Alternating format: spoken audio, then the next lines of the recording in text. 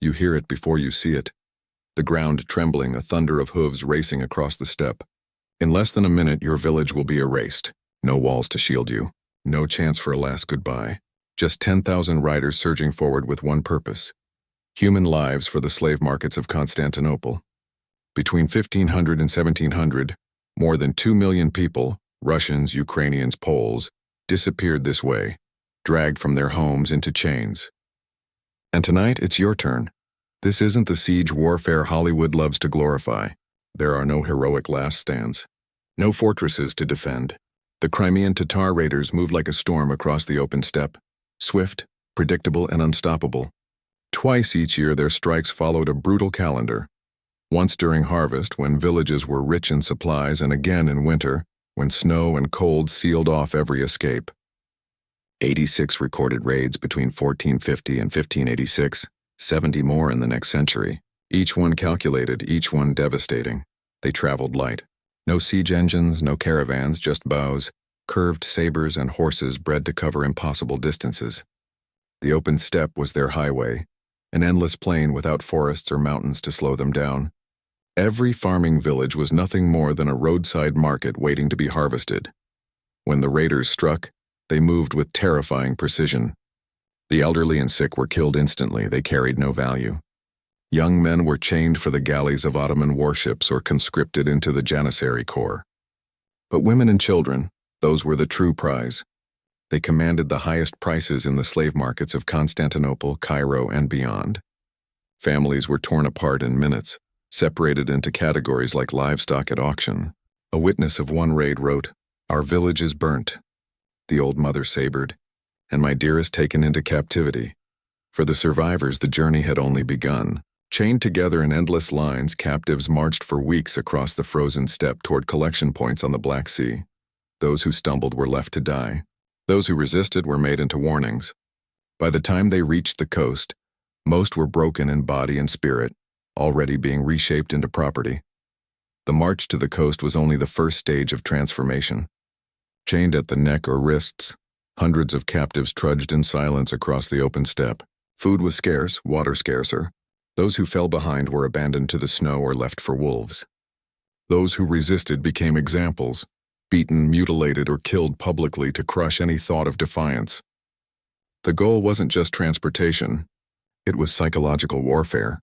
By the time survivors reached the Black Sea, they were no longer villagers. They were merchandise. From there, ships waited, wooden carcasses refitted for human cargo. English traveler Sir John Chardin, who journeyed these routes in the 1660s, described what he saw with cold clarity.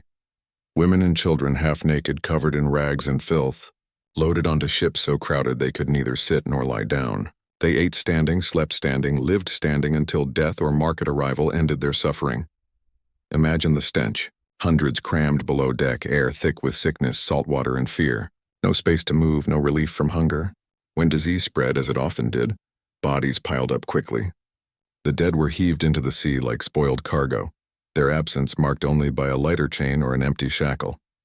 For the very young and the very old, survival was rarely an option. The elderly who survived the march were sometimes handed to Tatar youths as practice, stoned, drowned, or executed for sport. Not out of cruelty alone, but efficiency. Dead captives couldn't clog supply chains. Unprofitable inventory had to be cleared. Those who lived through the voyage arrived in Constantinople to face a different kind of hell. The women and children, dirty, exhausted, hollow-eyed, were marched straight to the Avret Pazari, the female slave bazaar. Operating every Wednesday from the 15th century until the early 20th, this was not a hidden corner of society. It was a state-sanctioned machine of commerce. Thousands of women processed annually, taxes collected on every sale, overseen by officials whose only duty was to ensure the trade ran smoothly. Here, the real stripping of dignity began, not just of clothing, but of identity itself. Step into the heart of Constantinople's Avret Pazari, the women's slave market. Each Wednesday, the bazaar filled with buyers, brokers, and officials. It wasn't hidden in shadows. It stood in plain sight, regulated by the state, taxed by the treasury, and normalized by society. Here, thousands of women passed through every year, stripped of name and identity, reduced to price tags and physical traits. Contemporary accounts reveal the chilling process. French traveler Nicolas de Nicolay described how women were displayed naked, lined up for inspection as potential buyers circled. This wasn't a private evaluation, it was a public spectacle. Teeth were examined like horses, limbs bent and prodded for strength, skin checked for blemishes or disease. Some buyers even forced women to sing or dance on the spot, testing talents that could fetch higher bids in elite households. Italian ambassador Ottaviano Bon witnessed it firsthand. In an enclosed market, every Wednesday female slaves of every sort are sold openly, and all are free to attend. His casual tone says everything. What to him was routine commerce, for the captives was the destruction of their last fragments of dignity. Value was measured in cruel mathematics. Beauty fetched premium rates. Musical skill or a graceful walk could double a price. Even a girl's accent or complexion might decide her fate. Those deemed less desirable sold cheaply, destined for lives of drudgery in kitchens, fields, or workshops. The unlucky were dismissed altogether, discarded like broken tools. And behind this system was a legal framework designed not to limit abuse, but to enable it. Islamic law forbade prostitution, yet concubinage made sexual ownership legal. Slave dealers exploited this loophole, renting women out for short terms and reclaiming them on pretext of dissatisfaction. It blurred every line between slavery and prostitution, turning women into endlessly reusable commodities. For most, purchase was not an end. It was the beginning of a lifetime sentence. To be bought meant to vanish, to enter a world where your humanity had no legal standing. You were property, and property exists only to serve. Popular culture paints the Ottoman harem as a place of silks, perfumes, and intrigue, a paradise of luxury and beauty. But behind the gilded walls, the truth was far darker. The Sultan's harem was built almost entirely on the backs of enslaved women, most of them Christians captured in raids or purchased in the markets. Circassian, Georgian, and Abkhazian women were especially praised for their pale skin and distinctive features. Some families, crushed by poverty, even encouraged their daughters to enter this system, hoping it might bring fortune. But encouragement is the wrong word. When starvation is the alternative, selling a daughter is no choice at all. It is surrender to desperation. The process of entering the harem stripped away every trace of humanity. Newly purchased girls were marched before eunuch overseers. They were inspected, measured, and judged for their potential value. Those deemed suitable were placed into training, forced to learn Turkish, adopt Islam, and master music, dance, and the rigid rituals of palace service. Those found unworthy simply vanished from the records, discarded without a trace. Inside the harem, hundreds of women lived in perpetual competition, their existence reduced to waiting for the Sultan's glance. Only a handful would ever bear his children. Even fewer would be acknowledged as official concubines. The rest lived in a gilded prison, their youth slipping away behind marble walls. And the Sultan's harem was only the visible tip of an enormous iceberg. For every woman inside the palace, thousands more were distributed throughout Ottoman society, sold as domestic servants, concubines for merchants, or slaves to government officials. The law gave their owners absolute rights. They could be worked, beaten, or discarded at will. Resistance wasn't just dangerous, it was suicidal. What history books often present as exotic romance was in truth industrial-scale exploitation. A system where women weren't people but property, where their value wasn't measured in love or life, but in silver coins and the children they could produce. The conquest of Constantinople in 1453 is often remembered for its cannons, its shattered walls, and the dawn of a new empire. What most accounts leave out is what happened in the hours after the city fell. When Mehmed II's soldiers breached the defenses, they unleashed a campaign not of battle, but of harvesting. 60,000 Christians were captured in a matter of days. The streets filled with scenes no Hollywood epic would ever dare to recreate. Women dragged from their homes, virgins raped publicly, nuns torn from convents and forced into what chroniclers called foul debaucheries. For the Ottoman forces, this wasn't chaos, it was procedure. Enslavement was built into the machinery of conquest. Soldiers knew they would be rewarded not only with plunder, but with human lives. Every monastery was a target. Religious women who should have been protected by their vows were instead singled out. their violations serving both as gratification and as a deliberate attack on Christian authority. Some women, knowing what awaited them, chose death instead. Contemporary accounts describe mothers throwing themselves into wells, daughters leaping from walls, entire families burning in locked houses rather than face capture. To them, slavery was not survival, it was a fate worse than death. This practice was not unique to Constantinople. Across conquered territories, enslavement was weaponized as a tool of terror. It broke not just individuals but entire communities. Parents who lived under the constant fear that their children could be seized at any moment found themselves powerless, their hope drained. Fear itself became a weapon, eroding resistance before a single blade was drawn. Even the infamous Devshirme system, remembered mainly for seizing Christian boys for the Janissary Corps, also consumed girls. Families sang laments that survived for centuries, curses aimed at the sultan who stole their children. They weren't just losing soldiers to an empire. They were losing daughters' futures and the very fabric of their society. This was conquest by more than cannon. It was conquest by captivity. To understand the scale of Ottoman slavery, you have to follow the roots themselves, the arteries of an empire built on human trafficking. From the Crimean Peninsula to Constantinople, from the Caucasus to Damascus, from the Balkans to Cairo, these were not secret paths. They were commercial highways, mapped, guarded, and used for centuries. At every stage there were supply depots, collection points, and holding pens. Villages became staging grounds, ports turned into funnels, and the ships, designed not for goods but for people, were marvels of brutal efficiency. Archaeological evidence reveals cargo holds fitted with ventilation shafts, shackles customized for women's wrists and children's ankles, and storage systems calculated to ration water for dozens of captives on weeks-long voyages. English and French travelers who saw these vessels described them as floating hells. Packed so tightly, captives couldn't lie down. They slept sitting or standing, chained in lines like planks of wood. Disease spread quickly. The young and weak were the first to die. Their bodies were thrown overboard, discarded as if they were spoiled merchandise.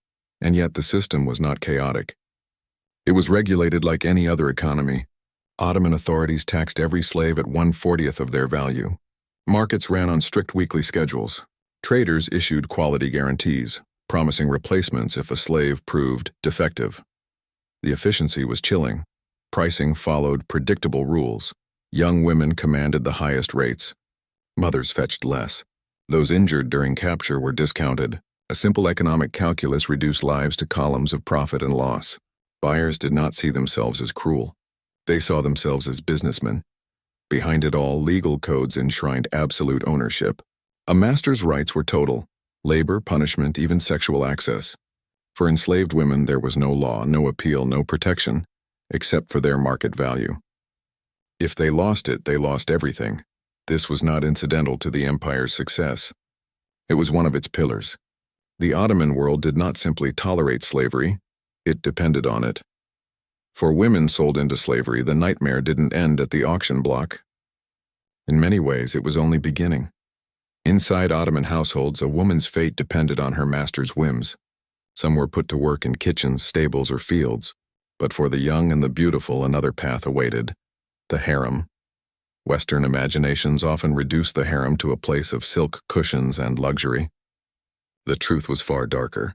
For most enslaved women, it was a prison draped in gold. They were property, kept, displayed, and used at will. Masters enjoyed absolute rights: sexual access without consent, punishment without limit, and the power to sell a woman the way one sells livestock. Chroniclers describe punishments that stripped women not only of freedom, but of dignity. A disobedient girl might be flogged, her hair cut off in public humiliation, or locked in iron collars that made even lying down impossible.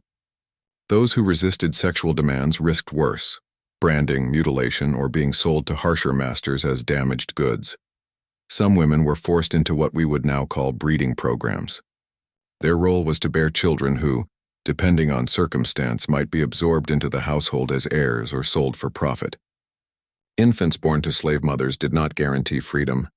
In many cases, the children were enslaved alongside their mothers, continuing the cycle. But even within this brutality, hierarchies emerged. Women who bore sons for powerful men sometimes rose in status, moving from captive to concubine, concubine to wife, even influencing politics from the shadows. Yet these exceptions were rare. For the overwhelming majority, there was no upward path, only endless labor, exploitation, and fear. Travelers' diaries reveal the atmosphere of constant control. Women were never left alone. Guards watched doors. Eunuchs patrolled halls.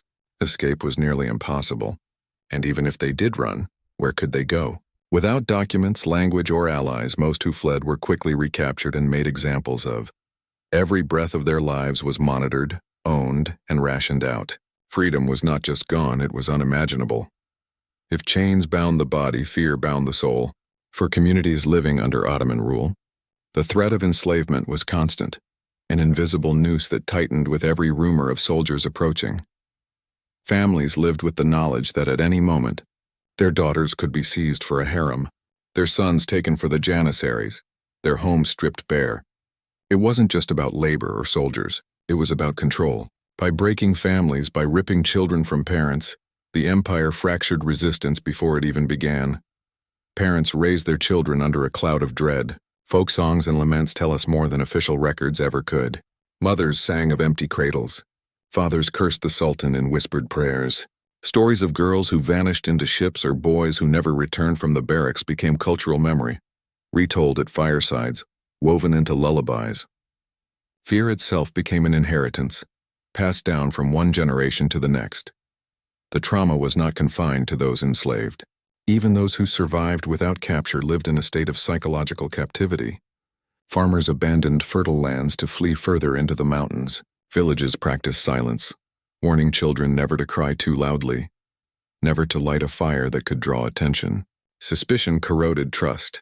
Any neighbor might be an informant, any priest a collaborator. And for those already enslaved, trauma was weaponized to ensure obedience. Masters knew that a woman stripped of her name, her faith, and her kin would eventually stop fighting. Some captives were forced to convert to Islam, renamed and forbidden to speak their native tongue, erasing the very identity that connected them to home. The scars did not fade when freedom came. Survivors who were ransomed or escaped often returned unrecognizable, haunted eyes, broken spirits, unable to fit back into the families that had mourned them. Communities were left grappling not only with loss, but with the return of people who were physically alive yet spiritually shattered. The Ottoman slave system did not just control bodies. It colonized minds, planting fear so deep that it outlived the empire itself. Empires rarely admit to cruelty. They disguise it. The Ottomans were no exception. What looked like brutality from the outside was dressed in the language of law, religion, and civilization from within. Islamic legal codes gave masters total ownership of enslaved people, framing it as an accepted social structure. Jurists penned detailed rulings on who could be enslaved, under what conditions, and what rights, if any, captives possessed. Yet these rights were paper-thin. A woman could not refuse her master's bed. A child could not refuse to be sold. Justice existed only as long as it did not interfere with profit or power. Religious justifications further softened the edges of atrocity. Some scholars argued that enslavement was a form of mercy, that captives were being rescued from unbelief and given the chance to convert to Islam. Forced conversion, sexual exploitation, and generational bondage were thus recast as acts of spiritual benevolence. The logic was grotesque, but it worked. It allowed slave traders to see themselves not as criminals, but as instruments of divine will. The empire also cultivated the illusion of order. Slave markets were highly regulated, overseen by officials who enforced standards of trade as though they were managing grain or textiles. Buyers received receipts. Taxes were collected with precision. To the Ottomans, this wasn't savagery, it was administration. The more systematic the cruelty, the more it resembled governance. At the same time, the empire projected itself to outsiders as a beacon of tolerance and sophistication. Visitors marveled at its architecture, its learning, its dazzling palaces. Few saw, or wanted to see, the human scaffolding holding it all up. The millions of enslaved women scrubbing those marble floors, raising the children of their captors, or languishing in harems behind gilded doors. This was the contradiction at the heart of Ottoman slavery. It was both normalized and hidden, both public and denied, A world where suffering was legislated into legitimacy, and horror was dressed in the robes of order. The Ottoman slave system did not vanish quietly. Even after its formal abolition in the 19th century, its shadows stretched far beyond the empire's borders. For centuries, entire populations were reshaped by the trade, physically, culturally, and emotionally. Demographically, the toll was staggering. Whole regions of Eastern Europe, the Balkans, and the Caucasus were drained of their youth. Villages that once thrived with children and families dwindled into ghostly remnants. Communities lost not only their people, but their continuity. Traditions broken, family lines erased, languages silenced by assimilation and forced conversion. The scars were visible in culture too. Folk songs across Greece, Armenia, Bulgaria, and Ukraine still carry verses of lament, mourning children stolen by the devshirme, or women vanished into the harems of Constantinople. Oral histories preserved the fear, passing it down like heirlooms. In many ways, memory itself became resistance, a refusal to let the pain be forgotten. But trauma doesn't stop at remembrance. It changes people. For survivors, freedom never meant healing. Many who returned from bondage could not reintegrate into their villages. They carried shame that wasn't theirs, wounds that never closed, and silence that spoke louder than words. The psychological damage bled into generations, creating societies wary of authority, distrustful of neighbors, always fearing the next knock at the door. Even modern geopolitics carries traces of this past. Borders drawn in blood, rivalries rooted in oppression, and collective memories of loss continue to shape tensions across the Balkans and Middle East today. What was once enslavement became ethnic hatred, mistrust, and fragmentation that outlived the Ottomans themselves. And yet perhaps the most haunting legacy is invisibility. While the transatlantic slave trade dominates global memory, the Ottoman system remains a shadow, rarely acknowledged in classrooms or history books. Millions of women and children disappeared into silence, not because their suffering was less, but because their captors wrote the histories, and their voices were buried with them. The empire is gone. The palaces stand as tourist attractions, but the echoes of those cries, sung in forgotten lullabies and whispered in fractured prayers, still haunt the lands where freedom was once a dream stolen by chains.